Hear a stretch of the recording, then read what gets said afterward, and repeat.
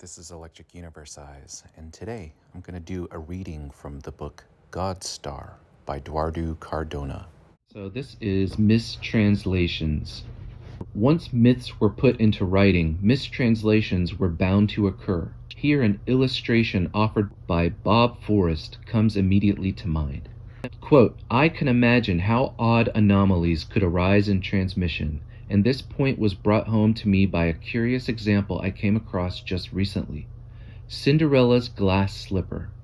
I had always found it peculiar that the slipper should be said to be made of glass.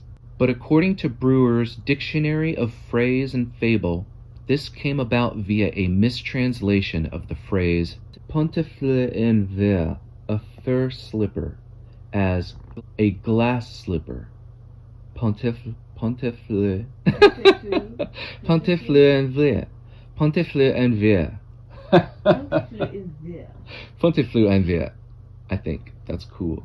I do not suppose, though, that the vagaries of oral transmission can account for more than the odd peculiarity of a myth, legend, or story." End quote. Another example concerns one of the most famous sayings attributed to Jesus. What are they going to say?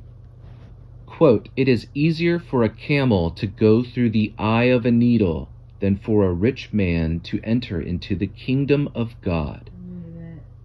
Wow. Yeah, what the heck does that mean?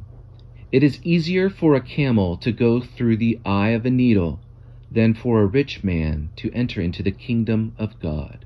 End quote.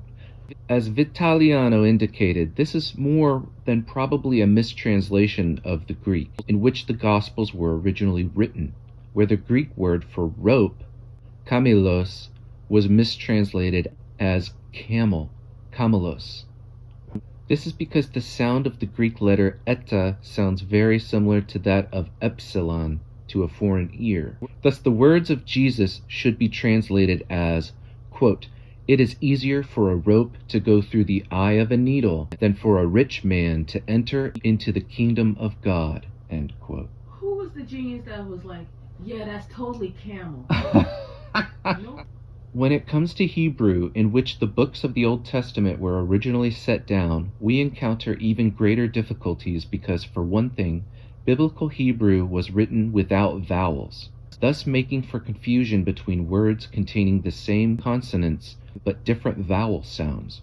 And for another, there are over 1,000 Hebrew words which appear only in the Old Testament, and, in some cases, appeared there only once. How then, without comparison, can the meaning of such words be verified with certainty? Hey, I have the Tanakh, which is the Hebrew Old Testament. So it's got Hebrew on this side, it's the Hebrew to English translation of the Tanakh. And then the interesting thing is, their book of the Old Testament is in a different arrangement than it is in the Bible. A different sequence of stories? A different sequence, yes. Yeah, that's interesting. Yeah. I like this. This is good. As will be seen in forthcoming pages, such mistranslations, which owe more to the written word than they do to oral tradition, permeate the mythological sources of most ancient nations.